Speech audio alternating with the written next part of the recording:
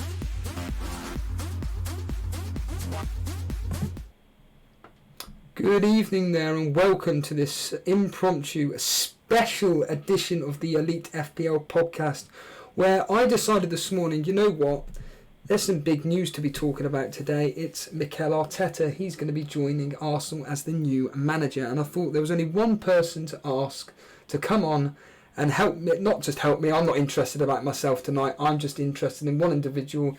It's former co-host and Arsenal fan, Dan. Good evening, Dan. Good evening, Steve-O. Good evening, everyone. How are we tonight? We're all good. Now, everybody in chat, can you please let me know if you can hear Dan? Because the last time I had Dan on, it completely fell flat on its face. Now, that was a technical issue from my point of view, but if you just let me know on the chat if he is okay, and the simple answer is yes, it is. It's okay, so we don't have to scrap the stream after all. So I can just say hello to do the old Jason here. Let's say hello to people in chat. Phil Potter, you were the first person to comment. Sean Boo Boo Babaram, we will be getting to your question in a minute. Muaz FPL Boone, I know he's driving home. Daniel Amare Belaine, Dale Bellamy, good evening. Clement LaRue, of course, one of our in fact, Dan, you'll remember Clement LaRue from last year. Always remember Clement, yeah, one of the loyal favourites of ours. And you'll of course know Sultan Saeed, Yassine, Cameron Rawcliffe, Maxo, Anish, good evening. Shano83's here, Youssef. There's quite a lot of people here. Martial Matters. Here we are, we're all here to talk about all things Arsenal. And like I said, I'm not going to be doing much talking tonight. I'm just going to be asking Dan the questions, and Dan's going to be giving us long-winded answers, and I think that's what people want. Because the reality is that I said last night in the stream that if I was an Arsenal fan, I'd be very, very underwhelmed by this appointment. Dan, your thoughts immediately on Mikel Arteta as your new manager? I just think with the situation that we're in at the moment, I do feel underwhelmed, but I want to be. It's kind of a mixed feeling. I want to be positive as well, because ultimately, you know, he's head coach now. He's in charge. I've kind of accepted it, and I want to get behind him and just hope. Really promising coach, and kind of, you know, all the reports are that in terms of, you know, his work at Man City, that he's improved some of the players there, and there's been all these glowing reviews from players there. But it's a very different thing being the main man. And I have to say that my preference over the last few weeks would have been Rafa Benitez, and I feel that because he was on Sky Sports Monday Night Football, and the fact that the Chinese league is, well, it's not active at the moment. You know, I think with the right money, he could have been tempted, and he would have been like an experienced pair of hands, or Ancelotti. But you could also look at it another way and say, well, hold on a minute, maybe this is a long-term appointment that we need with a fresh young manager. So if the change needs to be made, but it is a high risk. We've heard you mention before to me and Jason that the time when Arsene Wenger should have gone was, what, 2014, you said? Realistically, yeah. I mean, 2014, obviously we beat Hull in the cup final. They had their two main strikers, Shane Long and Jelavic, I think it is, suspended at the time for the final. They went 2-0 up, and we beat them in the final in extra time. And like that would have been a nice way to go out. And then they had another chance, 2017, beat Chelsea in the FA Cup final, kind of against the odds, because that's the year that they won the league. And obviously Diego Costa, Fabregas were like essential FPL assets that season. And that would have been another good time to go, but he stayed on too long. And I know you hear all these, I know Jason's one of them, but there's many other people saying, oh, careful what you wish for. But I think there was a good chance there's been chances since it's been a long time since we challenged for a league. I think it was like 3 seasons ago now. And I think there were just the same mistakes made again and again, and reliance on players that you're just thinking, why are these players still at the club? And it needed a fresh manager. And It's funny because Emery's given his first interview since he got the sack, and when you look back at it, last season we went on a 22-game unbeaten run. We beat Valencia. Now this is the interesting thing. We beat Napoli in the Europa League, and obviously they're managed by Ancelotti. We beat them over 2 legs and kept clean sheets in both games, which for us this season is quite incredible. But it was that Europa League final where we played reasonably well in the first half and then got absolutely battered in the second half. And I think since then they've just not recovered. I think that was such a big blow that this season has just been shocking, really.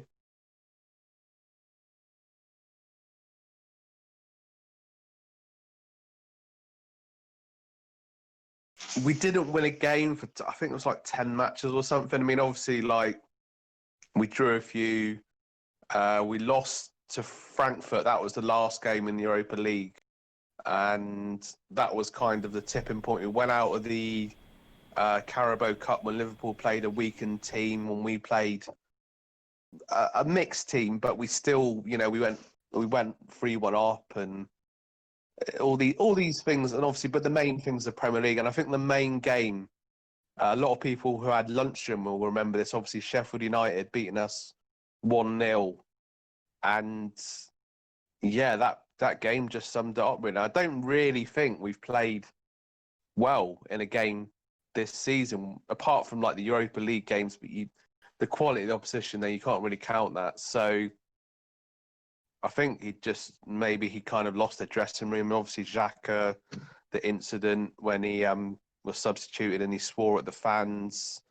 The thing with Ozil, like, kind of ousting him from the team. He wasn't even on the bench for the cup games, and then he got back in the team and had mixed performances, and just things behind the scene, like Koscielny leaving in the summer, not coming on the tour to the US and leaving in a bad way. And they're just certain things. I mean, it is weird to think that back in August, I felt, this is how things can change. I felt really confident of getting in the top 4. I was thinking about having a bet, and I felt, this is the stupid thing. This is when you get blinded by possibly stuff on social media, possibly you get caught up in the hype, because we bought a lot of players in the summer. I remember when we signed David Luiz feeling quite excited, but I never rated him as a defender.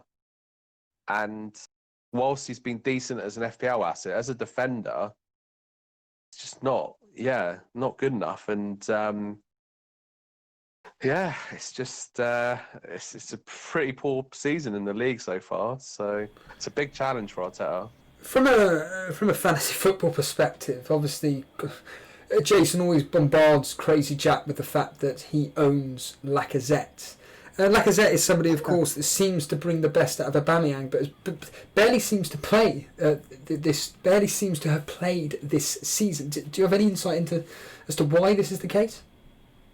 Well, he started the season fairly well. Got a really good goal against Spurs in the derby, and he was at a decent spell. And then he got injured before the international qualifying games, so there was a bit of a break then. And he came back from injury, but hasn't really been the same. Hasn't been played pretty poor in some games. Away to Leicester, I remember he had quite an anonymous game, and the last time he played was in the Europa League, actually, in that last group game. And then obviously the league game after that against Man City, he was on the bench. He didn't.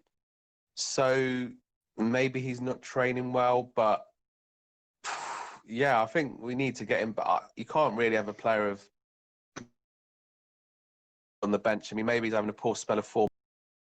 It just seems that Ljungberg, while he's been in charge for this interim period, has been quite hardline. If the players aren't training well, they're not in. So maybe that's been the case. That's just speculation on my behalf. But it's been weird watching certain fan channels of Arsenal, like, saying, "Oh, Aubameyang only gets goals and he doesn't do anything else." And it's like Lacazette brings a lot of that hard work, a lot of that passion into the team. And we always know the problem with Arsenal is conceding goals, but yeah, you need to get those guys back in to play to our strengths, really.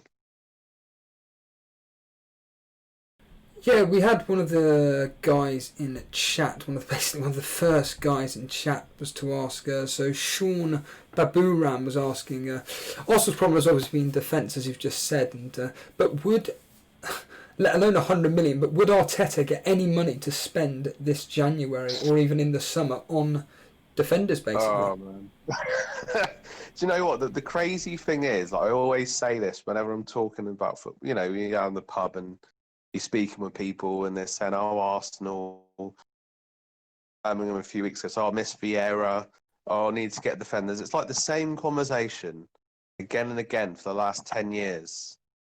In fact, in 2009, I probably was speaking with my workmate who used to support Arsenal, the same conversation, the same things. And like, I hear the rumour that they're going to try and get this, I think his name's Regani from Juventus, is a centre-back who's kind of out of favour. I don't know if he's played for Italy or anything, but yeah, there's a possibility. But in terms of the question asked, like, no chance. No. And they spent a lot of money in the summer, but obviously a lot of it was, you know, on these deals whereby they bought Pepe and they're going to be paying in instalments. And it was the same thing with Tierney, like getting that over. That seemed to take ages to get. And that really is kind of the root of the problem, that you need to get the defenders in early in pre-season. I said this when I was sort of still on the pod, that you need to get the players in, get them trained up, and like, you can't just build a defence over time. I mean, you look at Leicester and like, look what they've done. They haven't signed loads of players. Yeah, they've got a few, you know, obviously Maguire left, and then they got Soyuncu in, and obviously he's been like a really good FPL asset, but they've worked on what they've already got.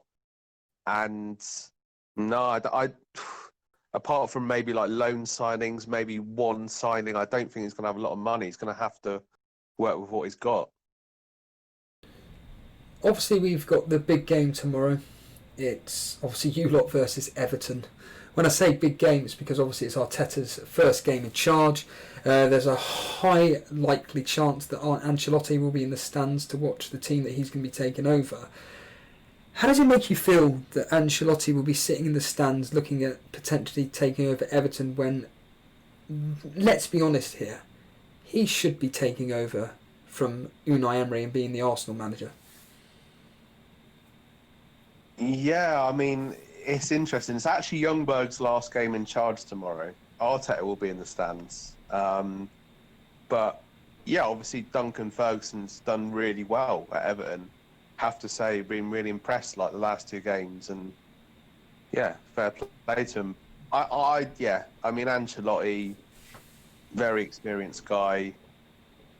You know, been there, done it. Won the Champions League with AC Milan, and won the Premier League with Chelsea, and managed Napoli, and managed Juventus as well. He's got, what I'm trying to say is, he's got all the experience and he knows the Premier League. So yeah, I wanted Ancelotti or Rafa Benitez, ideally, but I'm hoping, thinking positively, I'm hoping that Arteta will be, I don't know, he'll have like some good training methods, and he'll sort of make the training enjoyable again, and maybe give the players a bit of freedom. I mean, I know we were kind of saying about Solskjaer and how when he first came in, United did really well, and then towards the end of the season they were terrible. But then this season they've kind of, within reason, like, you can see sort of signs of progression. And they obviously have the occasional slip, but they've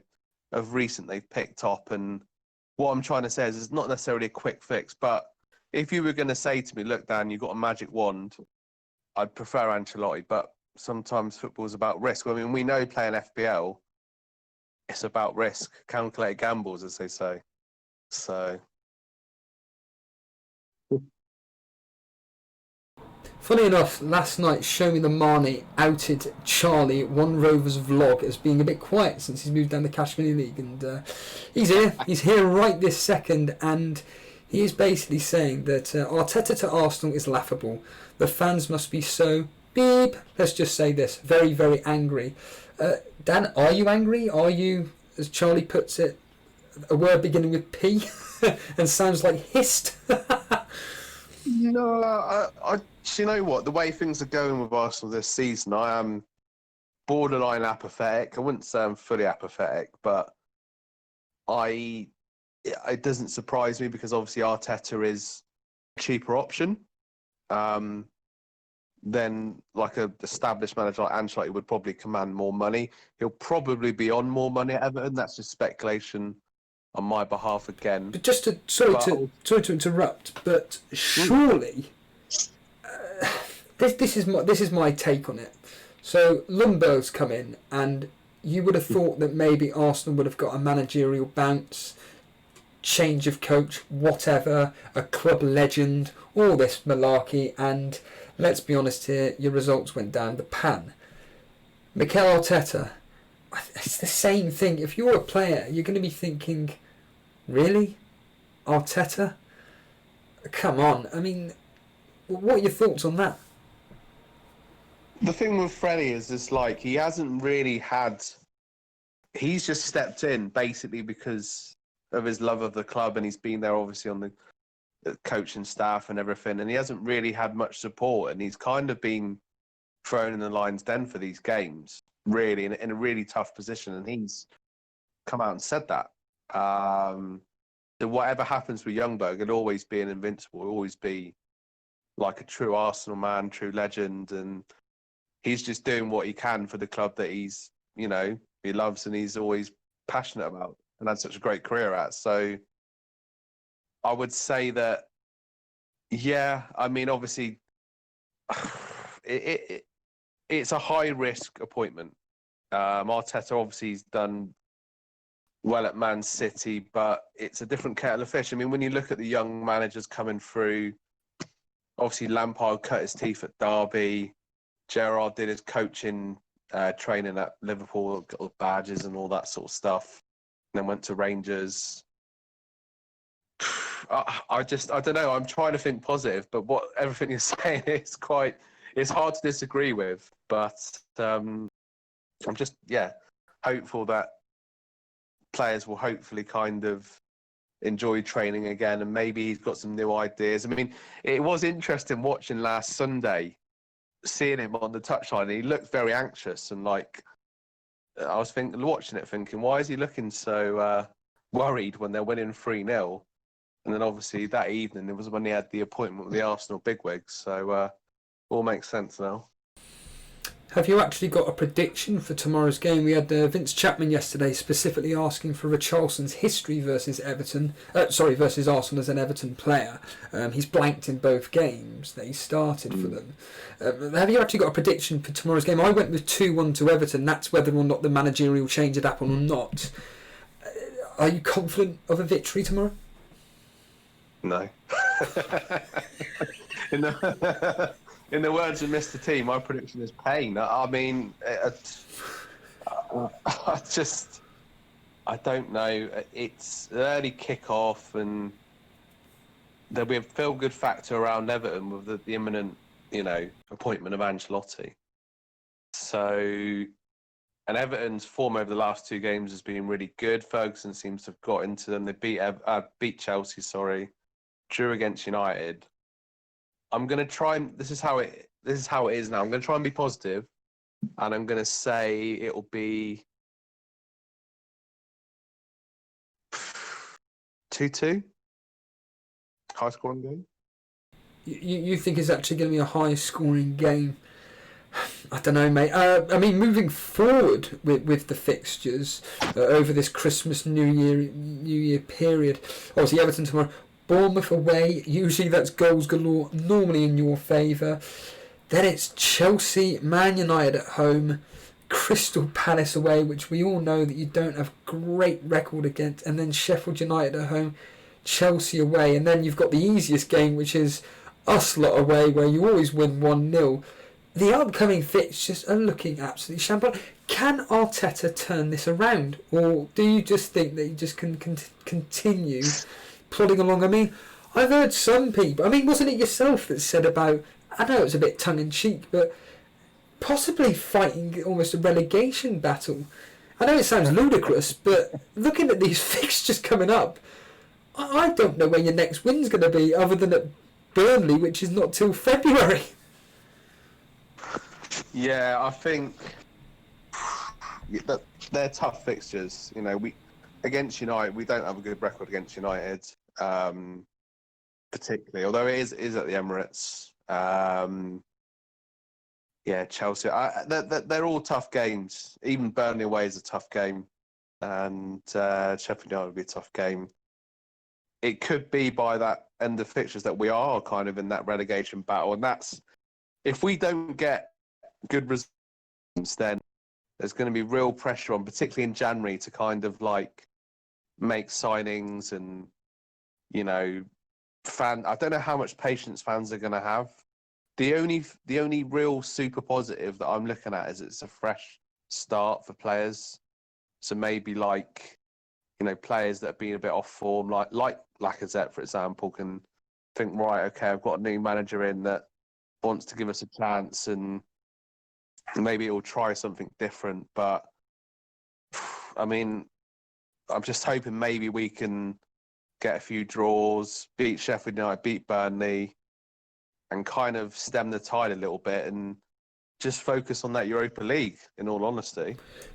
Does it, as a long life Arsenal supporter, is it depressing at the fact that you've now come to this where you're saying, let's hope we progress in the Europa League, rather than thinking we should be challenging for the title, we should be getting in the top 4? I mean, over the years it has just come on a huge decline, where now it's a case of, a few years ago we were mocked for classifying 4th place as almost a trophy. Now you take it with a snap of the finger. Yeah, times have changed. I mean, you know, we always used to say we go in the Champions League and then we get smashed, but there are good memories to the Champions League. Obviously beat Barcelona, even if it's only one game. I know it's a bit clutching at straws, but beat Bayern Munich away, beat AC Milan away. There are like games you remember and you think, when you're up against the top dogs in Europe, and it's like, now it's some of the teams they play, I've never even heard of them half the time. And yeah, it's a sign of the times, really. Obviously, falling out, when you fall out of the Champions League, and that was the whole thing. Keep going back to that Europa League final, but that was a killer because Chelsea didn't even really, they'd already qualified. So although obviously they want to win, they didn't need to win, so to speak. There's more motivation for us, and things could have been a lot different if we'd have won that final, I think, because like we could have attracted, possibly, like we'd have had more money and we could have attracted. But then you go, I mean, obviously, I think Jason's mentioned this before, you got to the kind of ownership of the club and the structure and the conkeys and everything, and how much money, and whether they're more focused on the LA Rams and everything else like that, because it's quite clear that Everton are a very ambitious club. They've spent a lot of money in the summer and they've got a world-class manager coming in. And I think, yeah, I think that actually illustrates it, that we've gone for a cheaper option. That kind of shows where we're at in terms of ambition. And it is also worrying, these rumours about Aubameyang going to Real Madrid. I don't know how much there is in that, but it wouldn't surprise me if something like that happened, and then we'd be in real trouble then. So yeah, sign of the times. The Notorious Nerd has come up with some interesting points that I'd like you to answer. The first one being that I can't remember the specific question, but it was along the lines of, would it not have been better for Arsenal to get a British manager? And secondly, do you think that Arsenal are becoming will become a Leeds and just slowly fade away, and potentially, I'll add to this question, or this point, maybe in a few years' time, end up falling into that Championship again? I know you joked about it, but could you see it happening, or do you think there's just a lot more worse teams in this particular league that either are in there or are coming up, which there is no real threat of relegation? I mean, it'd be horrible listening back to this and seeing if we did get relegated at the end of the season. I don't think we'll get relegated, but I think in terms of our league season, it could be like a record low Premier League position. That's realistic looking at that. In terms of Leeds and everything else like that, I mean, that was a, sort of like a long lifetime ago. But that Leeds is a big club. Leeds is a football mad city, and obviously they've not been up since. So that is quite a, Leeds is always a big team, and big teams can go down. And if some of the major players were to leave, and say if we don't get European football next season, the only real thing you can hold on to is the fact that obviously the player, a big attraction for foreign players has come to live in London. That's obviously a big pull. So that's one thing we can that we could still attract, a decent caliber of player because of that pull, living in London. So I don't think we will go, but it's going to be a tough sort of season for Arteta. So we'll have to see, but hopefully not another league. And your thoughts on a British manager? I mean, let's be honest here. The names of Eddie Howe, Sean Dyche will always come up. Your thoughts on having them two? I mean, Sean Dyche at your team, that would be absolutely ludicrous. The only one of those two that I could imagine that would fit your style is Eddie Howe.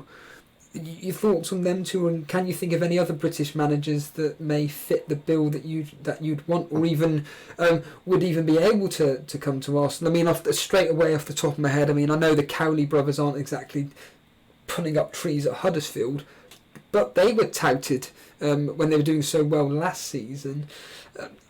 Your thoughts on a British manager, maybe? I don't think it makes a massive difference. I mean, I obviously the one that leaps out is Brendan Rodgers, but he's tied in at Leicester.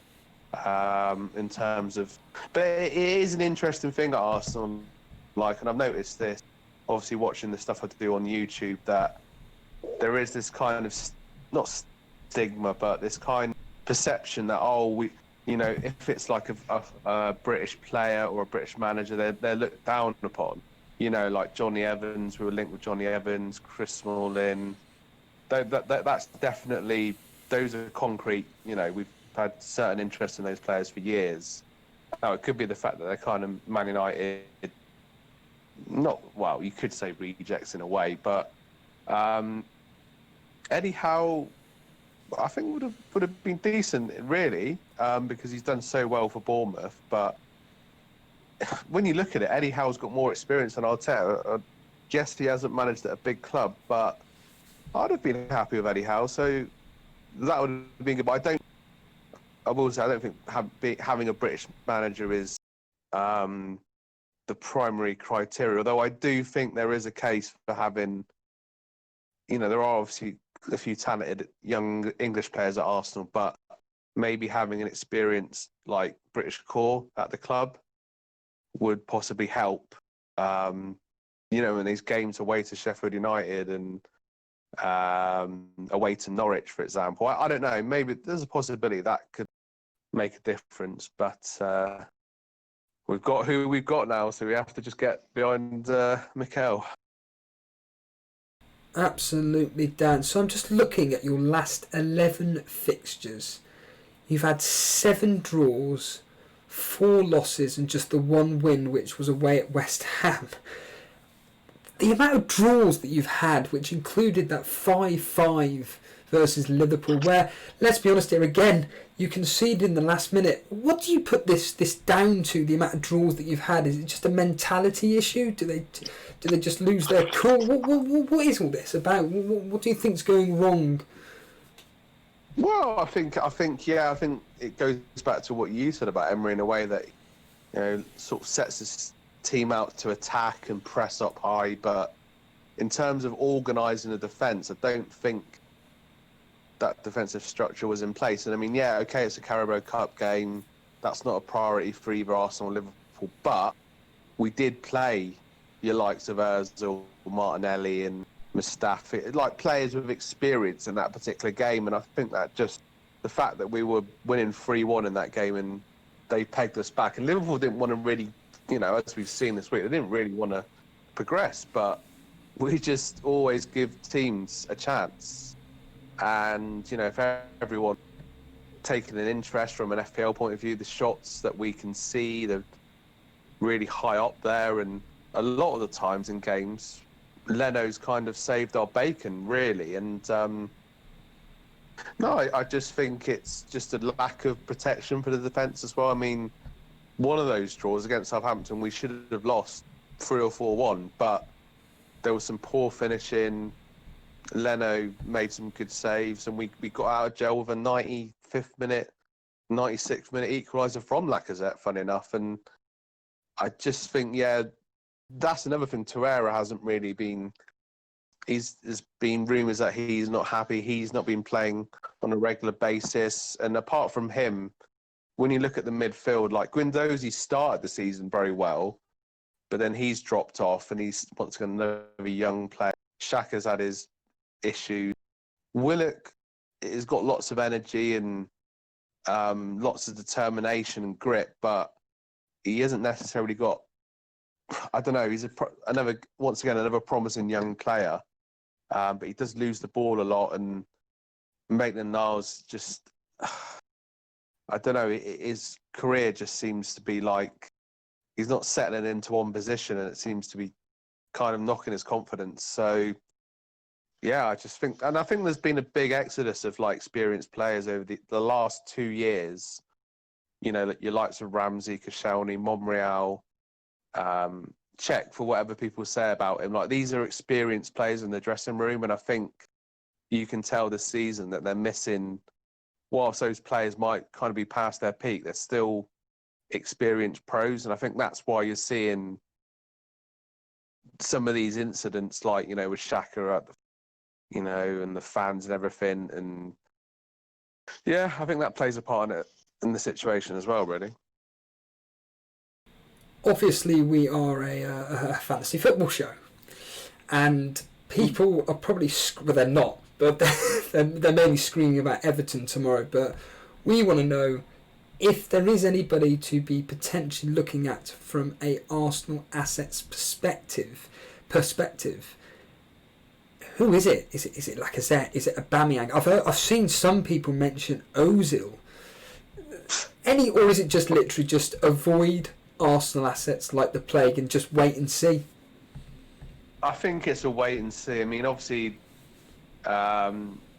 gee whiz, play your own game, as they say. But if you really, we just rolled off those fixtures, you'd have to be brave. I mean, the only one, there's just other better options out there. I mean, you could think, well, hold on, maybe Lacazette will get back in. It could be a differential. We've got problems in defence as well. We've got Bellerin, Kolasinac and Tierney injured. So 3 months. Yeah, so it's really unfortunate. Yeah. It seemed quite an innocuous sort of challenge from Antonio in the box, and that's another one. Yeah, that it's people say let this go and stop banging on about it, but I did say we should have kept Monreal, and even though he was kind of a bit past his best, he's an experienced player to bring in, and he was there. He played in the game against, I think it was against Tottenham, and then the next day he was gone. So, I mean, fair play to him, but from an FPL point of view, no. I mean, I've had Aubameyang in this season. At one point that paid off, but there's just so. I mean, if we look at that game tomorrow, you're going to be looking at Richarlison as the main asset, and I think he could do some damage tomorrow. Charlie One Rovers Vlog is saying Martinelli. Yeah, do you know what? Of the whole season, Martinelli's the only thing to put a smile on your face, because he has played. He plays with that youthful enthusiasm. He's got something about him, and when we signed him, I never heard of him. But seeing him in the first game of the season against Newcastle, once again, he played well when he came on, and then hardly played again since then. But then the last month or two, he's been involved a lot more, and possibly worth a gamble if you're feeling brave. You know. I mean, would you? I'm not. Back in. I'm not comparing the two players whatsoever, but both youngsters, both seem to have done very well in the Europa League. Greenwood, of course, a lot of United fans are screaming for Solskjaer to actually get him to start some games. Would you say the same thing about this Martinelli? Yeah, definitely. I think some of the goals that he scored, there was a goal that he scored in the Europa against Standard Liège at home where I just, you know, when you see a goal and you're like, wow, he just picked it out of his feet and slammed it in. And I was like, okay, he's got something about him. And, yeah, obviously he scored against West Ham. He's got, like, I'd say that knack of being in the right place at the right time at a really young age. And I don't think you can kind of teach that kind of instinct. So, yeah, I think out of all the Arsenal players, Martinelli's a decent shout. But then you never know. Lacazette under Arteta could come back in, and Martinelli might be saved for the like the Europa League or FA Cup game. Ironically, we got Leeds in the FA Cup in January, so that could be a future fixture in the long term if things go worse. But yeah, we've already talked about Ancelotti, but what on earth makes you think that he's chosen Everton? Do you really just think it's just the money? Money's a big part in it, really. It was a bit strange the way that Napoli qualified for the knockout of the Champions League, and then he was gone. So obviously something's not. Well, they're not doing so well in the Italian league, Serie A. But I think money's a big, and maybe just doesn't want to be out of work for too long. So wants to back to England. I'm surprised by it because you maybe think, there'd be like a big club coming in for him. Not saying Everton aren't. It's a big club in the context of the English league and Premier League and everything. But in terms of like European football, it's a coup for Everton. I think Everton fan. One of my friends who actually used to be in our Torbay Elite Mini League, Ben Edwards. When I said to him about it, he's like, "Well, I don't believe it's true." So I think that kind of sums it up quite well, really. But yeah, I think is a big factor. But Everton have got ambitions, and they're showing it. Could be that as well. Yeah, what do you think when Ancelotti comes into Everton, he'll bring to the table? Do you just think it will just be all-out attack, and will Richarlison, will Calvert-Lewin, will Sigurdsson start to be one of our main focuses of attention? Yeah, I think the players will look up to him. That's one thing. There'll be a buzz. I think like some of the players will be saying, hold on a minute, we've got a proper manager coming here, and I think it will be attacking football. I think I always refer to Sigurdsson as I used to say FPL, not dark horse, but cult hero. And he certainly has been over the years. And I think, it'll suit their style of play. And they spent a lot of money in the summer. I mean, obviously, they've got 2 ex-Arsenal players. And wouldn't it be funny if Iwobi got a goal? Well, it wouldn't be funny for me, but if Iwobi got a goal tomorrow or Walcott got a goal. But I think it's quite exciting for Everton. I mean, obviously, this is the thing with Everton and Arsenal. The similarity is that the fact that they both bought a lot of players in the summer, but it just goes to show that buying loads of players doesn't always necessarily, provide a quick fix, really. So, but in terms of FPL assets, I think Charlton, as a real differential, Calvert-Lewin as well, possibly could be worth. Maybe it's like a third. If you play 3-4-3, maybe get him in as a third striker along 2 sort of premium or mid-range assets. So, yeah, I think it's exciting times for Everton fans, really. No, absolutely. So, Arteta's there. It's done. What can you hope for as an Arsenal fan then this season? Is it just as you stated before, just progression in the Europa League and trying to win it? What would you take in the Premier League? Now you know what you know.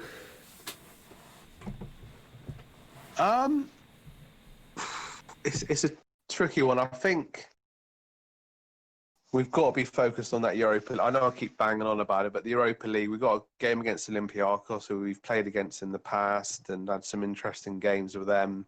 I think but then it's going to be very, sort of, and it's only going to get tougher now. We're getting into the proper stage of it, so we've got to. I think that's our best chance. That's our main focus. The league, in terms of a league position, for pride, I think top 8. But a weird part of me thinks that we should, if we don't win that Europa League, then we should just kind of have a season away from Europe, because I don't think the Europa League's like a big pool for new players coming in, and I think that could help us next season. I think Chelsea had it when they finished 10th in the league, and then they didn't have European football the next season. They won the league. Now, I'm not saying we're going to go and win the league, but if we can't get back into that Champions League, then I don't think it's worth. I don't really want another season in Europa League. I'd almost rather the players, had more rest, and then that way they can be no excuses in the Premier League games, really. If you were to put a guess, where do you think Arsenal will end up by the end of the season then? Placement-wise, standings, whatever you want to call it. Where in the Premier League, basically? All right, man. Well, I'm going to say 7th. This is the weird thing, I almost feel like I'm being optimistic saying that, but yeah, maybe 7th or 8th, but I'll say 7th. Wow, that's my lucky number. So you think you're gonna catch Sheffield United and Wolves? Yeah, because whatever happens this season, we'll always be bigger than those teams. And that's just that. What I've just said there. I'm sure the chat's going to be like, "Who do you think you are saying that?" But well, you'd be surprised. I don't know if they're being serious or not. Notorious Nerd is saying 9th, Tobias 7th, James 8th, Jordan 4th. I mean, what's Jordan been smoking? Fantasy Football Foes is saying 7th. In fact, talking of Fantasy Football Foes is saying, think Arteta needs a transfer window. Once again, do you think he's going to be making much movement this January in the transfer window, or do you think he's just going to work with the players that he's got? I think, so obviously they're doing a press conference now, so I can see, well, obviously once I've read the comments from that, it'll be more insightful, but his initial statement was about working with the players they've got there, which is kind of typical Arsenal. We did sign, ironically, the players we've signed, Martinelli has been the best, and he was 6 million. So I suppose that shows you can get good deals. I mean, Liverpool bought this new player for not a lot of money. I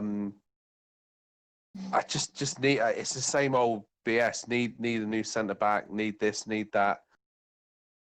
I think if you look at it, if we could get rid of Mustafi, possibly Xhaka might be going. Maybe if they got rid of a few players off the wage bill, maybe we could get in like a centre back. Ragani seems to be heavily linked. I don't think they're going to be spending lots of money, but maybe once again the loan thing. Obviously last season it was Denis Suarez, the worst loan signing they've ever made.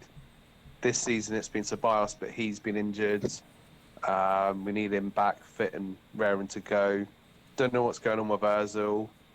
So don't know. Could just do with a centre back and a wing back as well with the injuries as well. To be fair, I'm just going to bring on Charlie. Evening, Charlie. Evening, Steve. How's it going? All good. Yeah. Your thoughts on obviously Dan's with us. I know you've been watching the show and everything. Immediate reaction to Arteta in charge of Arsenal. I know you've already mentioned it in chat, but tell the audience. Yeah, well, I just think, obviously a lot of the fans, wanted, either Ancelotti, Poch, sort of top managers that have been proven. And like I said in the chat, like if I was, an Arsenal fan and Arteta come in, it's just the club are just shocking. So, yeah, I think it's a bad appointment. I don't think they'll get much better. If anything, I think they'll get worse. But we'll have to wait and see. Why do you think they'll get worse? And we'll let Dan answer back in a second once you made that point.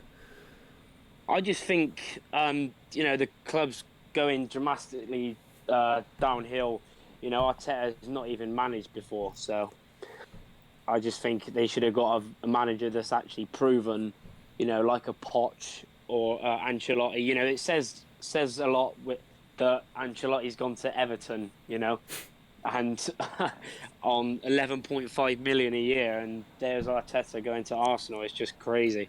Dan? But, Yeah, Charlie makes some good points. I mean, you're saying about Ancelotti's massive salary. yeah.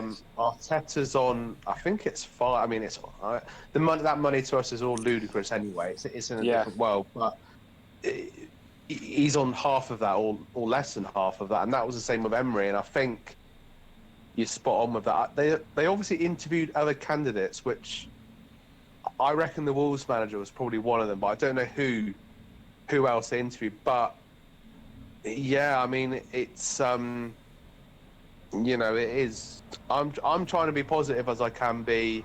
Obviously I know Arteta loves Arsenal, and when he signed for Arsenal, it was just whatever contract, I don't care. Put in a late transfer request, get me to Arsenal. The first season at Arsenal, I know he can't play now, but he was a really good player. And then seasons after that, he didn't play so well because he was defensive midfielder. But Yeah. I'm just trying. Maybe it's a Christmas miracle, that Christmas spirit nonsense. But I don't know. The decision's been. Pochettino definitely wouldn't not want Pochettino at Arsenal. He's a Spurs fan. I know Spurs like to take George Graham in the late 90s, but we don't have Spurs has-beens. We only go for the Sol Campbells. We'll see, but it's hard to disagree with the experience argument. And of course, Charlie, you've mentioned Ancelotti. Basically, your thoughts on him joining Everton, and will this give Everton that status of big club that they've been wanting for the past God knows how many years? Yeah, definitely. I mean, I couldn't believe it when I seen it. I don't think anyone could really. Obviously, he was having a bad season at Napoli. They're doing awful in the league, but before that, he's done really well wherever he's gone. He's won 3 Champions League. He's won the Club World Cup. He's won everything there is to win in football, and I think it's a really good appointment, and I think it's going to attract a lot of good players. And there was even talks him signing Ibrahimovic, but I doubt that happened. But yeah, it's obviously a massive name, and it's going to attract a lot of the players. So yeah, Everton fans are going to be buzzing with that. Do you think though that these bigger name players will come to Everton, or do you think it will be players like Ibrahimovic that have still got quality, but they've kind of passed their peak, so to speak? I mean, I can't see why not. It's a great club, a lot of good history, amazing fans, and with a manager. I mean, even if they're a bit more experienced, obviously not as old as Zlatan, because he's like 38 now, I think. But yeah, I think any players, with good quality, no matter what age, I think they'll be definitely attracted with Ancelotti, for sure. For you, from let's be honest here, from a fantasy football perspective, do players like Calvert-Lewin, I've seen you speaking in the chat, but Richarlison, Sigurdsson, etc., do they come onto the radar, or do you just think, nah, forget it, it's Everton? Or do you think because Ancelotti's in charge, you think, you know what, I reckon we could be in for some bargains? Yeah, I think definitely Richarlison. it's pretty crazy, wasn't it? How everyone was on about him, getting him in for Norwich, and he's pretty much scored in every single game since that blank. But yeah, he could be good. I'm not sure about other players. Maybe Moise Keane could come back into the recognition, but I'm not sure. We'll have to obviously wait. Calvert-Lewin maybe, but I think Richarlison's the only good one at the moment. The one that's on form, but obviously the yellow card situation. But yeah, just wait and see. I think for now. So yesterday evening, I know you've been chatting away with Show Me the Mane in the chat and everything, and obviously Show Me the Mane did quote unquote call you out, said that you've gone a bit quiet since dropping down in the Kashmir League and everything like this. Quiet. Now I can't actually bring up anybody's teams up on screen, but are you willing to discuss anything you've done this particular game week? Yeah. Hopefully, well, put it this way, hopefully it's better than the last one, because I think that's my first red arrow in like a long time. And obviously, benching Lundstrom, not having De Bruyne, but yeah, I've done 3 transfers. 3? I've done a -4. I've got to save 2 transfers the other week. I've done Arnold out, Mane out, and the man Danny Ings out, and I brought in Matt Target for Villa with their good fixtures, 4.5. I brought in the man that I should never have sold. KDB. KDB. Had to get him back for definite, and I've also brought in the man that you got rid of when he hauled a few weeks ago, Harry Kane. How have you afforded that? I literally, I had 0.1 after that, because obviously, Ings, obviously Trent's a lot of money, obviously brought in the 4.5. I'm not really sure how I afforded it, but I suppose 3 million-ish between Trent and Target. There's $1 million in between Mane and KDB, but then there's between Ings and Kane, about 4 million. That's the fact that you've been able to do that. Are you confident with Harry Kane? Yeah, I'm pretty confident. I think Chelsea game. I think, to be honest, Chelsea. I've just got a feeling obviously the defence has been shocking for them recently. I think Tottenham have put a few past them, 3-1 maybe. And I think Kane would be on the score sheet, and then obviously the fixtures after that are amazing, and he's not going to get rotated either. And I think they got likes of Norwich away, Southampton, Brighton at home. So I'm hoping he'd be a good differential, because obviously a lot of people have gone on Ali, and a lot of people are still worried about Kane. The fact that obviously he hasn't been as consistent, and this season he sort of scored when people haven't expected it, or when they sold him. But hopefully he's my captain at the moment as well. Dan, we'll get your thoughts on Charlie bringing in Harry Kane. Yeah, I mean, Kane, since Mourinho's taken over, I think he has picked up a lot, hasn't he, really? And just seems to be getting back to what he does best. So... But I think he only scored 4 goals in all competitions, I think, out of 7 games, I think it's or something. And those 4 goals are literally 2 against whoever it was in the Champions League and 2 against us lot, Burnley. Every other game he's blanked, barring I think he got an assist against somebody when I had him. He scored against West Ham. Right, okay. Was that the game that I had him then? Right, okay. Yeah. Well, but obviously, I mean... Yeah, he's been inconsistent. Well, Spurs have got some good fixtures coming up, though. They've got Brighton, Norwich, Southampton, Watford, Norwich.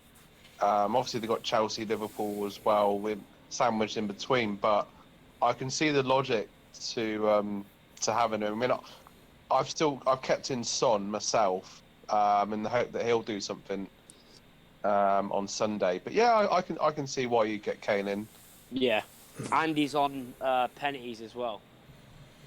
So hopefully, Yeah, he loves his penalties, doesn't he? Like, yeah, lives for them. golden boot on penalties. But yeah, if you want, I can tell you my whole team for this week if you want. Well, unless it's what have you done unless you've done well, you haven't done a free hit, have you? So it doesn't really. No, I haven't done a free hit. But if you want, I can tell you this. Oh no, well you can if you want. By all means, you carry on.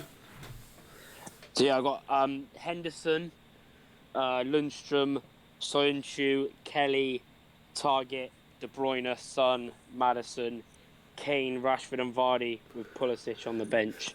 Another along with Van Dijk 4-3-3 and Cantwell. You're not about getting rid of Pulisic? Yeah, well, I did, to be honest, I wanted to get rid of him this week because he's since I brought him in, waste of space. Yeah, I know he's a complete fraud. I'm never going to get him again, ever. Not of what he's done to me since I've got him in. It's been shocking. But are you confident then ahead of this particular game? Are you confident of getting top spot again, or do you think it's just gotten at your grass now? Nah, it's still close. I'm not worried. I mean, there's only one bad game week I've had in like 10 weeks, and obviously, like Boona said the other night, there's still loads of game weeks left. There's still 19. 19 game weeks left. So I'm not worried. But hopefully, not many more game weeks like last week, because that was absolute shocker. Well, it's funny you mentioned Boona, because obviously yesterday we revealed that he did a -12. What did you think of this? Well, like he said, he did have an amazing week last week. I couldn't believe it when I seen his team. Obviously, he shot up the rankings in the Cash Mini League. But I mean, fair play. If it works, it works. But as a rival, I'm quite happy seeing that. So, yeah, bring it on, Boona. Absolutely, yeah. I'm deliberately going to bring on Fantasy Football Focus. He is an Arsenal fan. Like I said, this particular podcast is more about Arsenal/Everton than talking fantasy football per se. But Fantasy Football Focus, can you hear us? Hello. Good evening. I believe you got brand new broadband now. Yeah, hopefully my voice doesn't jam this time. And nice to see you guys all back on the YouTube platform. Brilliant. Yes, I completely agree. I'm much more of a fan of it as well, and I like doing these impromptu streams. So, Fantasy Football Focus, you're an Arsenal fan. Let's hear your thoughts on this appointment of Arteta. Okay, yeah. Arteta, you want my thoughts on his appointment? Yes, please. I'm sorry, it just cut out that beginning bit. I wasn't sure, so I just assumed what the question was. So, yeah, Arteta, I think absolutely brilliant. He's got an insight, goes back to Everton days. He's quite a solid midfielder. And then also he has Arsenal experience. So he brings all that. And obviously he's been Pep's right-hand man. He would have learnt a lot. He would have had many discussions. He would have seen the tactical genius at work, and I think Pep's been quite vocal as well, saying that he's impressed with his tactical knowledge. I know he said that he would have wanted him to have the Man City job once, so now he's at Arsenal.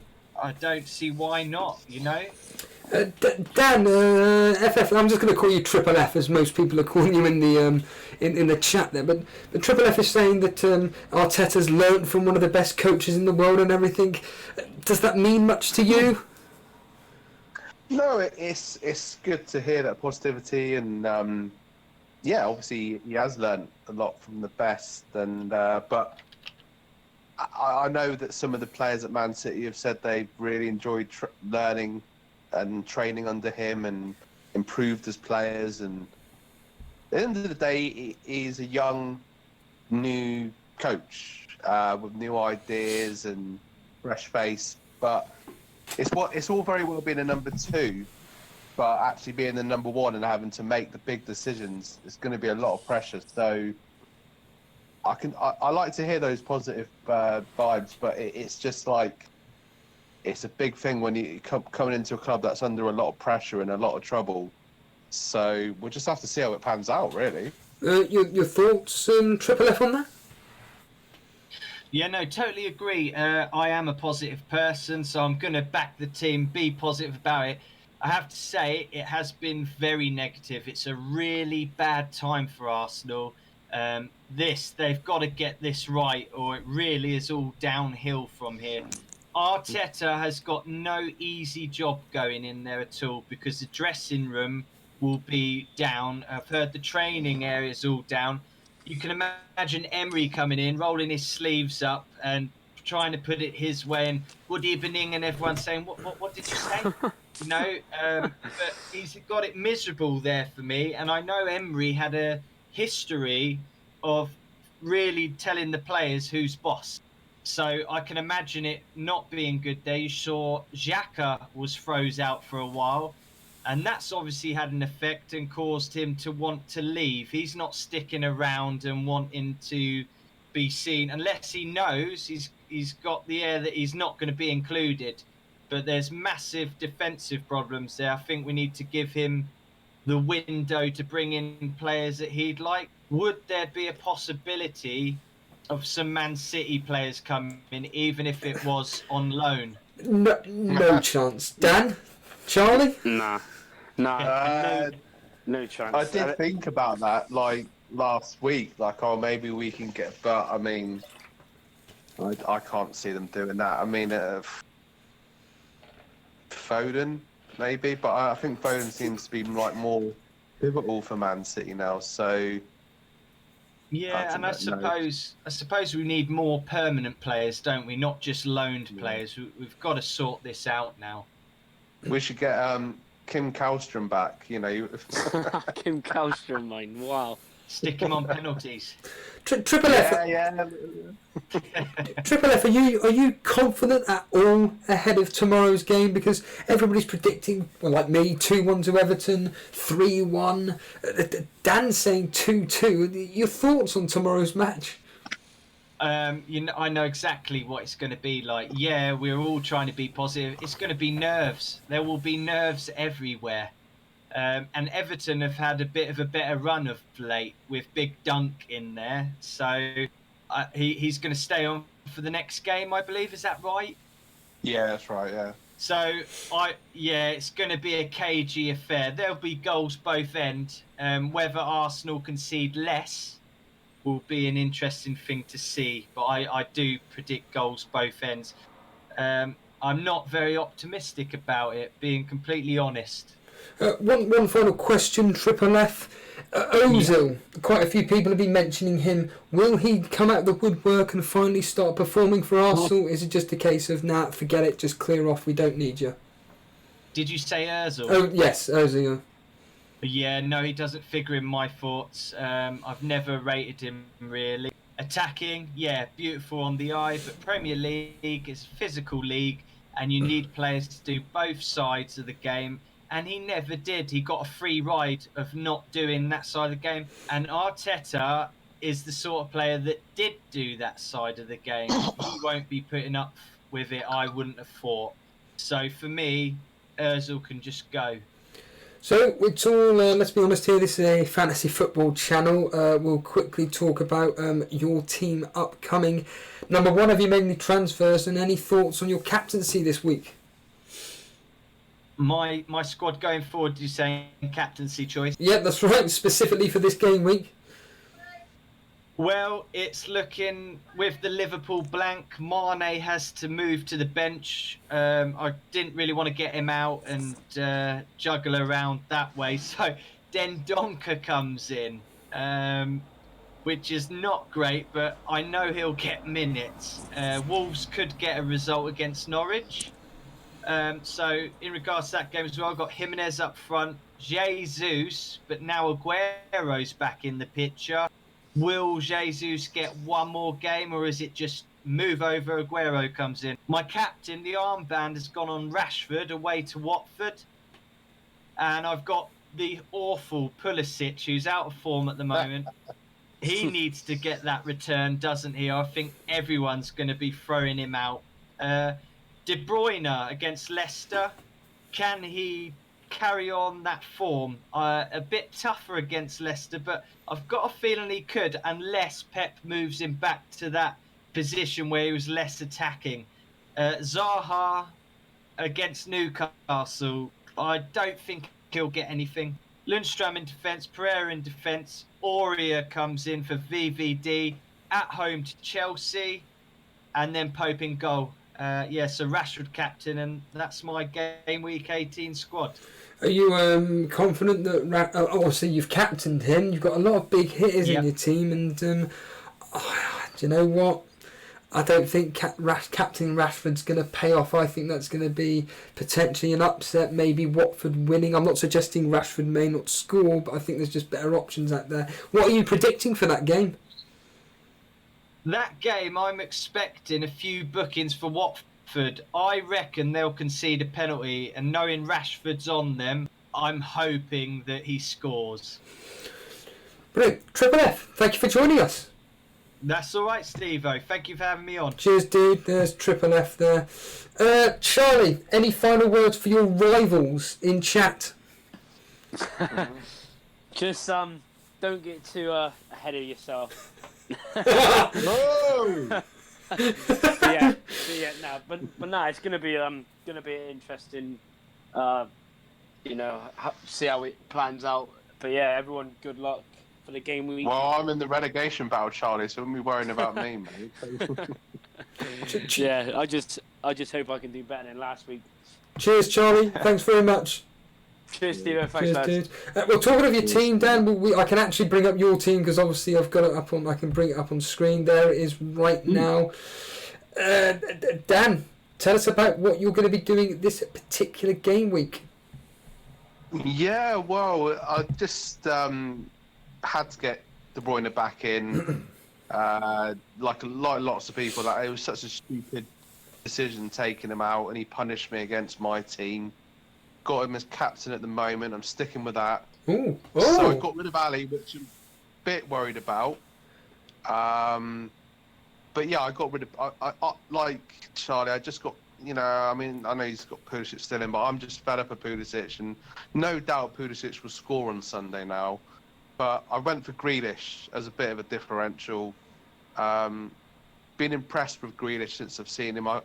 I tipped Grealish to possibly get into the England squads, and he's getting involved a lot in advanced positions, scored some good goals recently. Bit of a gamble, but let's see what happens. And another gamble is obviously Greenwood, because I kind of followed Jason's advice from the stream the other day, and just taking a gamble and putting Greenwood, going to 3-4-3. Back to my good old 3-4-3 from 3-5-2 that I've been playing this season. Got Trent and Mane on the bench. I'll be interested watching them against Flamingo tomorrow in the final. Sorry, Dan. You've done Ali and Pulisic to Grealish and KDB. Yeah. Does that mean you had money in the bank? I've got 0.1 in the bank now, but I had. Oh right. Yeah, obviously I had money in the bank to facilitate those transfers. I mean, if you look at my team is obviously very top heavy. In my backline I've got 3 budget defenders there that, Rico and Kelly. See, the thing with Rico and Kelly is like Kelly's done okay for me, but it's just one of those things where they've always been on the bench when they've got really good points. So I'm really relying on them now to kind of come good when I need them to come good, because obviously Trent's on the Club World Cup duty. Yes, of course, yes. I'm surprised, though, that you didn't get rid of Trent Alexander-Arnold and Pulisic, a bit like me, and bring in, if it was possible, just KDB and a cheap defender. Did that thought not cross your mind? No, because the thing with Trent is I've had him in, had him out, like the hokey cokey, in and out of my team. And he did get a assist, and I know it's the Club World Cup, but he did get an assist on Thursday they played, That's or Wednesday, right. I can't remember now. Yeah. But yeah, he did get an assist there, and I'm just sticking with him because, I know there's a couple of tricky games to Liverpool, but I just still think he'll come good. I'm going to keep the faith with him, give him a chance. But as you could tell, I was kind of desperate to get rid of Pulisic. Getting rid of Ali, I'm a bit about it. But I've obviously got De Bruyne back in for coverage against rivals. That really punished me the last game week. Grealish is a bit of a gamble. Defensively, like, I was looking at other options, and I know people have been talking about my old favourite, Doherty, but I just couldn't. I was looking through, and I just wasn't really. There wasn't really anyone grabbing me, so I'm kind of like stuck with Trent as my premium option, and we'll just see what this game. I mean, those fixtures like Rico at home to Burnley, Kelly away to Newcastle. Obviously, everyone's got Lundstrom. Feel okay. I think for this game week, I'm okay with that. So, and I've got obviously Tomori on the bench. He had some injury concerns, but even if he was definitely fit, I don't know if I'd play him against Tottenham. So that could be someone I could be looked to shipping out, next week possibly. You mentioned to me privately that you were thinking of doing a free hit. What stopped you from doing that? Jason, probably, because he kind of taught me. It kind of made sense, really, because obviously I couldn't afford. Got two players not playing this game week. Like, a lot of people got that conundrum, and then I looked at other players in the team. I was like, well, despite the fact that I've got these two players not playing, I've also got other players in my team that I'm not happy with. So I just thought, with a double game week later in the season, it might be just worth kind of like waiting for then, really. It might pay off more in the long term. So, I mean, I look at my team, obviously there's a couple of players, like Greenwood's a gamble. I can just tell Rico or Kelly's going to concede in one of their games, but I'm relatively happy with the team. Yeah, it's sod's law, isn't it? When everybody actually has to play Kelly and Rico, they're not going to get any points. They're just going to get a standard 2-pointer. Yeah, I mean, Bournemouth, they kind of put up this brick wall against Chelsea away, and then United at home, kept clean sheets in both of those games. And then I didn't play Rico in either game, but I think Burnley probably will score tomorrow. But I've got to the point where I'm just like, you know what? Let's hope my captaincy pays off. Let's hope Grealish pays off. Let's just see what happens, really. I know I spoke to you the other day about this, and I'll ask you again for anybody that's new listening right now. So obviously FPL Booner, his strategy is this, really. It's not even a strategy, it's just a simple fact. He's just sick to death of this game this year. He's just playing it for fun, essentially. He's taken this -12. Have you thought about doing this? Yeah, it's quite cool seeing what Booner's doing, because I know he was getting quite downhearted at the start of the season about things and going crazy, and just like the 12. When he said he'd taken the 12-point hit, I had to actually go on his Twitter account to verify that, to excuse the pun. But yeah, possibly. I think I was looking through stuff the other day, and I just thought, you know what, I can't be bothered overthinking this. Get Grealish in, get De Bruyne in. Done. I can't be. Normally, I do my transfers like either tonight, because obviously there's no Friday late kickoff tonight, or I'll leave it quite late. But I just did them. I think it was Wednesday evening I did the transfers. I just thought, I'm to the point now where I kind of like, you just don't care, because you see yourself sliding down the league after like essentially 3 out of the last 4 game weeks have been poor. You slide down the league and you just think, just everything you try doesn't seem to work, and you don't go with your hunches, and you just think, well, yeah, maybe some game weeks I will take an 8-point hit. But I've done a 4-point hit this game week, which is okay. Well, that was a -4, was it? It was, yeah. I know you're not a fan, but... Well, talking of transfers, whether people are aware or not, Jason revealed on Twitter today... He did his transfer yesterday, fell into his own temptation. He got rid of Mane, brought in Sterling. He said he's got it there, it's up on screen at the moment. He's going to be captaining Sterling. Your immediate response to that? Jason, like last season, he does these moves, and you think, wow, and it more often than not, it pays off for him. Yeah. And, yeah, I mean, Mane... He, obviously watching the game against Martinelli the other day, he looked good when he came on. Like he did a little spin turn, and he was only on for the last 20 minutes. But I don't know about taking Mane out. I've got to say, because when Liverpool back from Qatar, they'll be back into the Premier League, and I don't know. But Sterling's been. I kept faith with Sterling for so long. It would just be sod's law that now that he comes back onto form, and I've taken him out after so long, a few game weeks ago, and I've got a gut feeling that's going to pay off for Jason tomorrow. What are you expecting in the Man City Leicester game? Oh, well, I mean, I'm looking forward to it. Got to say, I mean, Leicester have been brilliant this season.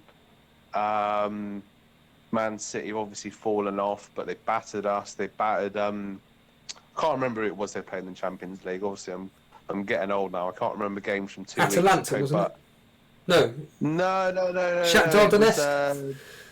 Shakhtar Donetsk. Yeah, that was it. And they battered them as well. They beat them 3-1. They did better than we did, but I just got a feeling that Man City's going to win, even though Leicester have been doing so well. Obviously, they drew against Norwich at home, which was a bit of a slip and a shock result, so to speak. But I just got a feeling Man City are just going to be almost the pressure's off in a way in the league, because everyone expects Liverpool to win, but Man City are just going to be right, Liverpool aren't playing this game week because of this cup. Let's send them a message that when they come back from Qatar, we're still, going for it, and kind of takes the pressure off. So I think KDB, Sterling, it should be an interesting game. I think Man City will win 2-1, 3-2. I think Vardy can still cause some damage. He could be a decent captain pick on the break. Man City's defence is pretty dodgy. Unless they're playing us, it's been pretty dodgy this season. So should be a good match. Dan, I'm going to wrap it up here. It's been an absolute pleasure. It's been nearly an hour and a half, an hour and 20 minutes coming up to now. It's been absolutely fantastic. In a few words, finally, your thoughts on this managerial appointment of Mikel Arteta to your club, Arsenal? Yeah, just obviously get behind him now, think positive thoughts, and hope the best. It is high risk. Fans have got to be patient. It's not going to work overnight, but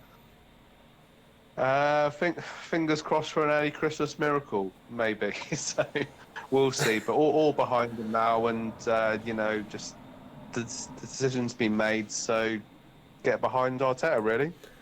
There we are, everybody. Get behind Arteta. Cheers, Dan. Thanks very much. Cheers, Steve. Thanks. There we have it. I'm gonna wrap it up now, everybody. Really appreciate everybody that's stopped by to watch this special edition of the Elite FPL, where I brought on the special guest host Dan, being an Arsenal fan, giving his thoughts on the appointment of Mikel Arteta to Arsenal. Fantastic show. Just want to say thanks to Charlie for briefly coming on. Triple F, that's Fantasy Football Focus as well, for giving their thoughts on the Mikel Arteta appointment too. And of course, the likelihood, and it looks like Carlo Ancelotti as well, will be moving to Everton. That will be confirmed very, very soon too, I'd like to think. But I'll quickly do the admin, because that's what I wanted to say, actually. That reminds me. So basically, Jason made a point that I will not be doing evening streams potentially for the upcoming foreseeable future. The reality is that I've got to be up at 2:30, 3 o'clock in the morning, and doing streams at 8 o'clock at night, 8:30, 9 o'clock at night is essentially a no-go for me. Yesterday I nearly missed it, because basically I went to bed at 3 o'clock in the afternoon, woke up at 7:30, and I literally just passed out.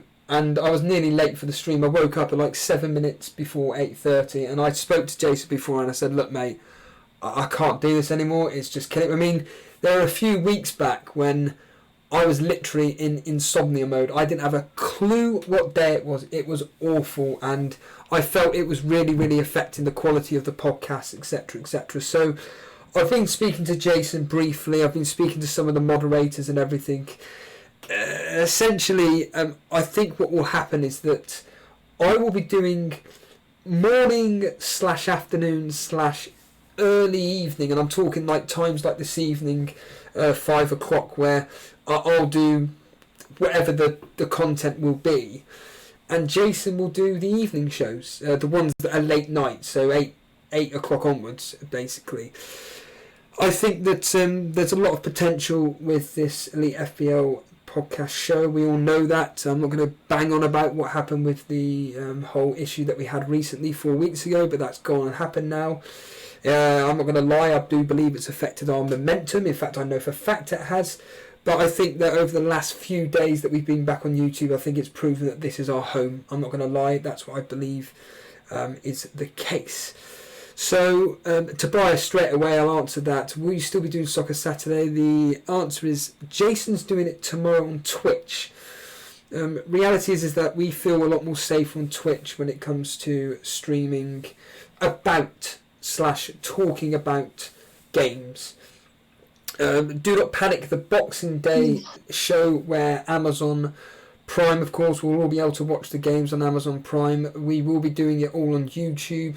It's going to be a big Boxing Day special. We're going to have a load of correspondents on for that particular day, just like we did a few weeks back at the beginning of December. That will definitely be on YouTube, but moving forward, we're still a bit iffy about all this copyright malarkey, even though we've done absolutely nothing wrong. But I do completely agree with Jason that for the foreseeable future will be anything to do with matches will only be done through Twitch.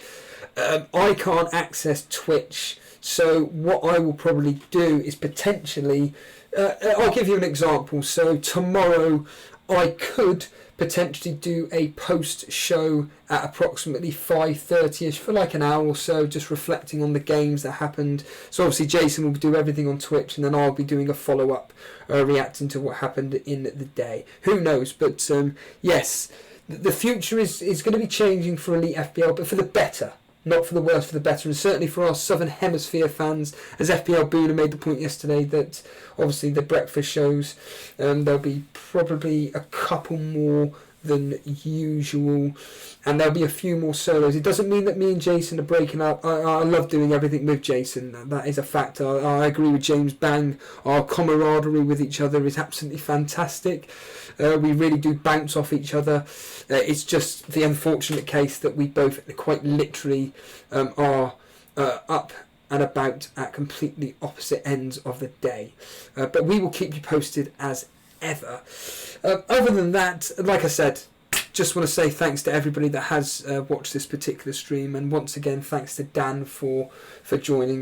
Was really grateful for him to join me for the hour and 20 minutes that he was on discussing all things Arsenal. Other than that, usual thing, if you have enjoyed the content, over the last few days, by all means, and you haven't subscribed, simply hit that subscribe button. If you enjoyed the video, as ever, the best way to show your support is by hitting that like button. Other than that, follow us on Twitch. Follow us. In fact, Dan, do you want to tell us about Instagram, mate? Yes, yeah, all back on Instagram now. Obviously back on YouTube. So yeah, Elite FPL obviously on Instagram. Stay tuned, obviously, for updates of when you guys will be streaming live, and check out those Instagram stories. See if you can spot the references in the songs to the themes for the game weeks as well. I'd like to put a little song on there that coincides with the how the game weeks have gone. But yeah, just give us a follow at Elite FPL. In answer to Sultan Saeed's question, this is the point. Will there be a Cash League review soon, Steve? I'll give you the straight answer, which is I don't think so. However, what I can say is that because of the fact that me and Jason have essentially agreed that, look, mate, I agree that you doing streaming at such a late hour isn't good for your health. I can do these impromptu streams. So, I mean, going on what Nasty Balls is saying, another hour. Unfortunately, I personally will not be doing another hour today, but in the near future, we all know how it goes for me. Another hour can pass by just like that. Right then, guys, stay tuned for Twitch tomorrow. especially on Twitter. Jason will be announcing when he's going live tomorrow for when he does Soccer FPL Saturday FPL Live tomorrow. I'm assuming he'll be going live at about 3 o'clock, but stay tuned on Twitter at Elite FPL for all details. Other than that, can only say thanks and see you all later, guys.